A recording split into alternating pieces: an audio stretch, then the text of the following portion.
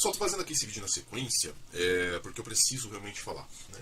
O seguinte, quando foi lá em junho ou julho de 2019, se eu não me engano foi esses meses, foi por aí, né? Eu tive um seguinte sonho, era um sonho onde as pessoas, uma tempestade, né? Tava escuro, e as pessoas elas entravam na igreja, assim, era uma igreja que parecia que era no meio do nada, assim, sabe? No meio de um campo. E era uma igreja assim, tava amarrotada de gente, todo mundo tava fazendo de tudo pra entrar, fazendo de tudo pra entrar, né? Quando dava a impressão que tava lotado, cabia mais gente. E eu fiquei de fora. Eu fiquei de fora. A princípio, a minha primeira vista da igreja, eu estava no telhado da igreja. Depois eu apareci na lateral da igreja e a porta estava aberta e algumas pessoas estavam ali. Pouquinhas pessoas estavam fora da igreja, a maioria estava lá dentro. E aí, eu via que algumas pessoas estavam, assim, a poucos metros da igreja, pouquinhos. E lá pra frente tinha uma colina. E eu fui até aquela colina e eu vi lá, chegando perto da colina já, tinha tava tudo escuro, como falei, mas a princípio antes estava de noite, mas daí parecia que já não estava mais de noite. Tava umas nuvens negras que realmente escureciam o céu, como se estivesse de noite, um vento muito forte, e uma voz falou: está vindo uma grande tempestade. Eu não sabia do que se tratava. E o que aconteceu? Veio a pandemia, veio o coronavírus, né? Veio tudo isso que está acontecendo. Isso lá em 2019. Quando foi, acho que em abril, deste ano, né, eu tive novamente um sonho, onde neste sonho eu estava em frente a uma plantação de trigo já pronta para ser colhida, entendedores entenderão, né? Eu sei o que significa, eu acho que até já expliquei sobre isso. E mais uma vez, nuvens negras estavam vindo, mas estava de dia, mas nuvens negras estavam vindo e um vento forte estava vindo junto com elas, e mais uma vez a voz falou: está vindo uma grande tempestade. E foi anteontem, eu tive uma visão de volta, né, onde eu estava, eu não sei exatamente onde eu estava, eu sei que eu estava lá fora, mas eu não consigo lembrar se eu estava vendo os prédios. Eu sei que o céu estava azulzinho, tava limpinho, tava lindo, tava um solzão, né? E aí uma ventania começou, um vento forte começou. E mais uma vez a voz dizia: está vindo uma grande tempestade. Da primeira vez veio a pandemia. Da segunda vez se trata do arrebatamento. Dessa terceira vez eu não faço a menor ideia. Assim como lá em 2019 eu não entendi, agora também eu não entendi. Então, olha, sério, já é a terceira vez que fala: está vindo uma grande tempestade. A gente tem que se preparar. Porque até onde se sabe, essa ventania pode não estar sendo, essa terceira visão pode não ser exatamente o que essa nova cepa, né, pode ser algo pior, muito pior. Né, o que as pessoas estão, o que está sendo comentado muito? Está sendo comentado sobre o totalitarismo dos governos, a opressão dos governos em cima da população. E a caça aos cristãos já começou. Caça de morte. Então, olha, sendo sincero, eu não sei o que é, mas nada de bom vai vir.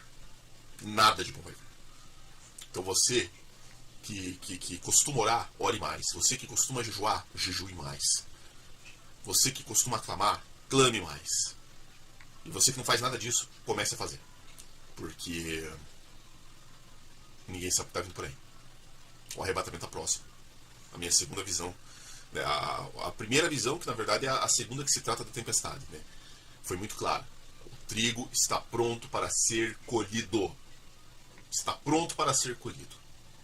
Pronto. Provavelmente ele vai ser colhido antes da tempestade, para que não danifique o trigo, não danifique a plantação. Então, Vamos ficar esperto. Beleza? É isso aí, pessoal. Bom, pessoal, Denis no contraponto. Vocês vão ouvir uma barulheira de criançada, porque as crianças estão brincando lá na sala, né? E graças a Deus, né? Eles estão brincando, tem força para brincar. O assunto de hoje que eu quero trazer para vocês é quando Deus recolhe uma pessoa. O que significa, no caso, a morte? Né? Uma vez um pastor falou para mim que existem dois grupos de pessoas que podem vir buscar a pessoa após o falecimento dela. Né? E a Bíblia diz também, né, que quando as pessoas que morrem, elas ficam num lugar, né, que elas não sabem que estão vivas e não sabem que estão mortas. Elas estão apenas, né, dormindo, inconsciente. E nesse caso, quando chegar o dia, alguém vai vir recolher essas almas. Dois grupos somente. Né? O grupo que pertence aos céus e o grupo que pertence ao bicho lá de baixo. Né? Então, o que o pastor falou aquele dia foi: você sabe quem é que vai vir te buscar? E aquilo assustou o pessoal, né? Porque nós estávamos lá em mais, acho que 6 pessoas, né? Num grupo, né? Do Homem ao Máximo, ele falando isso com a gente. Ele falou: você sabe quem é que vai vir te buscar? E a gente ficou meio assim, né? Você sabe que é aquela coisa, né? Tipo, as pessoas, elas acabam tendo pecado escondido. Eu tinha pecado escondido. Né? Assim, como eu disse pra vocês no último vídeo, eu tenho pecado, tenho, né? Mas eu tenho um que é contínuo, que eu acredito que também não acho que eu acredito que assim, que é algo que não vai mais estar na minha vida. Mas eu já explico o porquê. Então é aquela coisa: quem é que vai vir recolher? Você, naquele dia. E tudo isso depende de acordo com as suas atitudes. Né? Suas atitudes honrosas a Deus ou desonrosas. E aí? Qual vai ser? Né? Mas também tem a situação atual a qual estamos passando, que é quando Deus recolhe. Né? E Ele está recolhendo muita gente. Ele está recolhendo muitas pessoas. Ele está recolhendo, assim, gente, sinceramente, nossa, muitas mesmo. Né? Eu ia falar demais, mas esse aí seria um rótulo. Né? Eu preciso que realmente, eu acredito que sejam muitas e vão continuar sendo recolhidas muitas mais, porque é necessário. É necessário. Né? Os tempos que nós estamos vivendo, e os tempos que virão, é terrível. Nós estamos no início das dores do parto, descrito por João, no livro de Apocalipse. Então, Deus está recolhendo. Né? E aí vem, né, umas perguntas, né, assim, algumas prerrogativas daqueles que Deus recolhe. Né? Primeiro, né, Ele recolhe aquele que consegue ser puro aos olhos de Deus. Veja, assim, por exemplo, lá em Gênesis, no capítulo, não lembro se é o 5, agora não estou lembrado, Enoque andou com Deus, e por Enoque andar com Deus, né, ele foi recolhido em vida por Deus. Né? Moisés também ele foi recolhido por Deus, mas não em vida, né, mas ele foi recolhido por Deus porque ele chegou a ser amigo de Deus. Olha que coisa maravilhosa, né? E também Elias também foi recolhido, né? Foi recolhido por Deus. Mas ali ele era um profeta muito honrado, né? Também. Mas uma vez, eu estava na Deus e Amor e saiu uma revelação dizendo assim, para uma pessoa que aquela pessoa lá, que ele conhecia, iria ser recolhida por Deus. Né? Mas falando assim: olha, Deus vai recolher uma flor de seu jardim. Ou seja, iria morrer, né? Eu acho assim que quando Deus dá uma revelação dessas, a gente não tem que ficar triste, temos que ficar felizes, porque a gente sabe que a pessoa não vai mais sofrer, ela vai estar com Jesus, porque quando ela é recolhida, quem vem te buscar é o grupo de Deus, são os anjos do Senhor. Né? Então é uma certeza que a pessoa está indo para o céu. Então, quando a gente sabe que a pessoa é uma pessoa que honra a Deus, que serve a Deus, que clama a Deus, que o coração dela está voltado para Deus, então Deus recolhe.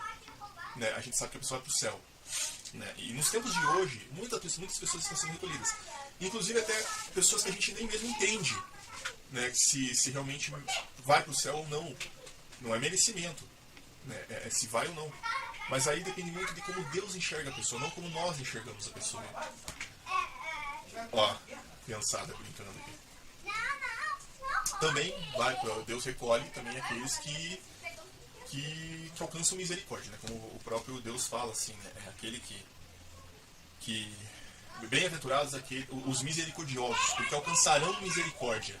Então, eu sempre falo muito sobre isso com as pessoas que estão passando uma decisão de exigência de justiça, sabe?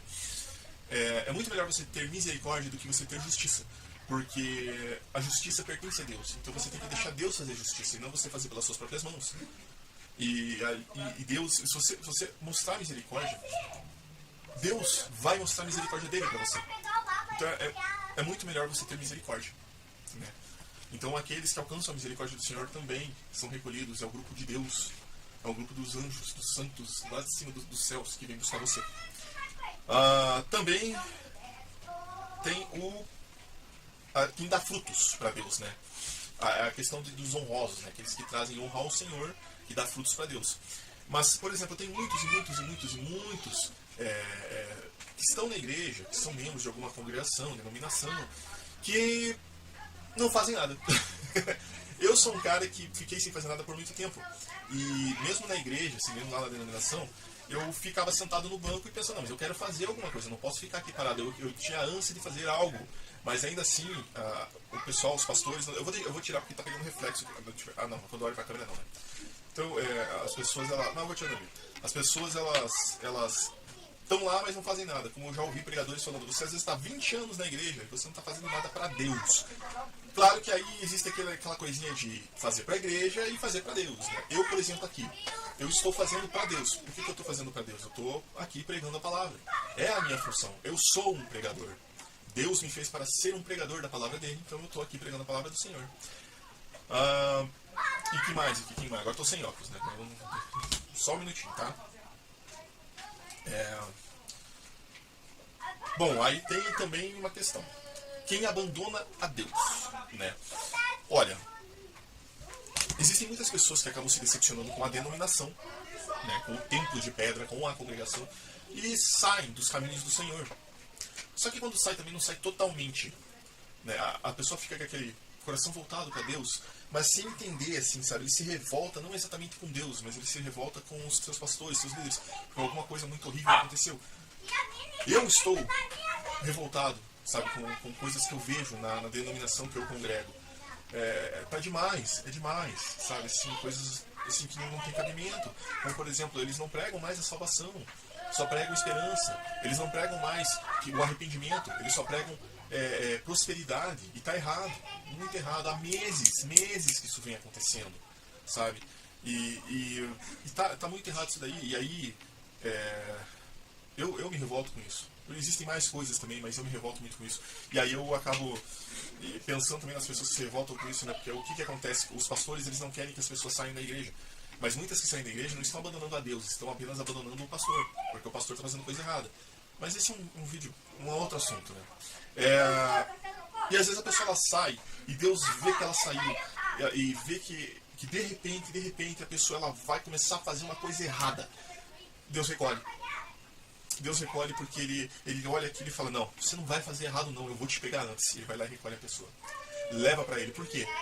Porque antes que ele faça algo, que ele perca a salvação dele. E isso não pode acontecer, a gente não pode perder a salvação. Eu não sei se eu tenho a salvação. Eu não sei, eu sou franco em dizer para vocês que eu não sei se eu tenho a salvação. Eu não, tenho eu não vi meu nome, eu peço que o meu nome está escrito no livro da vida, mas eu não sei se meu nome está escrito lá. Eu peço para que seja selado com o Espírito Santo, mas eu não sei se eu tenho esse selo. Eu peço pro Pai Celeste, pro nosso Pai, pro Pai amado, maravilhoso, que ele envie os anjos dele no céu para me buscar, sabe, quando for a hora. Mas eu não sei se eu estou salvo. Eu quero estar salvo, sabe. E tem pessoas que conseguem receber esta confirmação de que estão salvos. Teve um rapaz uma vez que ele falou, eu tive um sonho tão lindo de uma mão pegando uma caneta num livro de ouro e escrevendo o meu nome, sabe, entre as nuvens. Cara, é a confirmação da salvação. Entendeu? Poucas pessoas têm essa confirmação. Eu gostaria muito de ter essa confirmação. E eu trouxe esse assunto hoje, de recolher, porque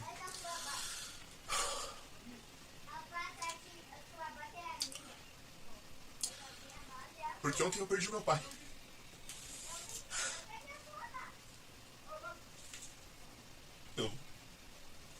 Eu perdi meu pai ontem. Ele veio a óbito às 12h15 da madrugada. Eu recebi a notícia, eu fiquei em estado de choque. Mas foi tanta correria ontem, sabe? Porque a vida não para e eu precisava correr atrás de muitas coisas. E aí eu sepultei o meu pai às 2 da tarde, sabe? Eu jamais pensei que eu iria estar à frente do caixão do meu pai. Eles falam urna, né? E eu não tinha o dinheiro suficiente para comprar uma urna tão linda quanto eu queria que fosse pro meu pai. Porque meu pai merecia algo espetacular.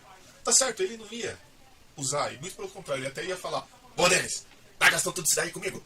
Porra, eu morri, por que você vai gastar?" E eu comprei o que deu pra comprar. Eu tive um auxílio enorme da minha tia, né, que cedeu uma gaveta, né, que ela e o marido dela tinham comprado do cemitério lá do São Marcos. E assim, as coisas que estão vindo, nós não estamos entendendo. Assim, muitas pessoas que estão morrendo, que estão sendo levadas, que estão sendo recolhidas. Porque as coisas que estão vindo são coisas que as pessoas não vão conseguir aguentar. A minha tia, por exemplo, a minha tia que me ajudou, ela sabe a verdade, ela sabe o que está vindo, ela sabe as coisas terríveis que já estão acontecendo e que virão piores. Então ela sabe que a mulher de oração que ela é, e ela sabe que ela tem que apresentar Jesus para as pessoas. O meu pai não. O meu pai não sabia.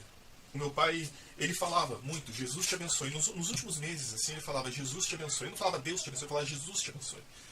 E eu tenho certeza que ele não aguentaria as coisas que estão vindo. Então, Deus recolheu. Deus recolheu meu pai porque ele sabia que meu pai não aguentaria. Então, quando nós perdermos uma pessoa, primeiro de tudo se pergunte se ele foi recolhido ou se ele apenas morreu. Eu sei que meu pai foi recolhido. Eu tenho a certeza de que meu pai foi recolhido. Não porque eu sou cristão, não, mas é porque meu pai, ele, mesmo que não fosse um homem de oração, sabe, ele tinha amigos onde é que ele ia. Ele tratava bem as pessoas. Ele cuidava de mim. Eu tenho 37 anos de idade, e por 37 anos de idade meu pai cuidou de mim. Então, ele foi recolhido, eu sei que ele foi recolhido. Não é uma coisa assim, questão de conforto. Não, eu estou me autoconsolando. Não, ele foi recolhido. Ele foi recolhido e eu vou encontrá-lo lá. Se eu conseguir a salvação, eu vou encontrá-lo lá. E eu vou dar um abraço tão forte nele, mas tão forte. A minha esposa mijada na pesada. Eu vou dar um abraço tão forte nele.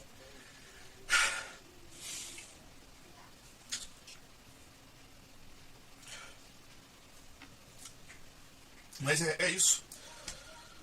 Então pensem bem, pessoal. Pensem bem sobre a questão de quem é que você quer que venha te buscar. Quem é o grupo que você quer que venha te buscar. E se você por acaso viver até o arrebatamento, porque o arrebatamento vai acontecer aqui nos próximos anos, né, vai no máximo, eu não estou colocando data, mas eu acredito que no máximo até 2030 vai ter o arrebatamento. Eu acredito que até 2030. Então vai acontecer o arrebatamento e você vai estar pronto. Eu vou estar pronto. Nós temos que estar prontos para o arrebatamento do Cristo. Beleza? Então, pense no seguinte: abandonem. Eu não estou dizendo para você pare de trabalhar, pare de colocar combustível no teu carro.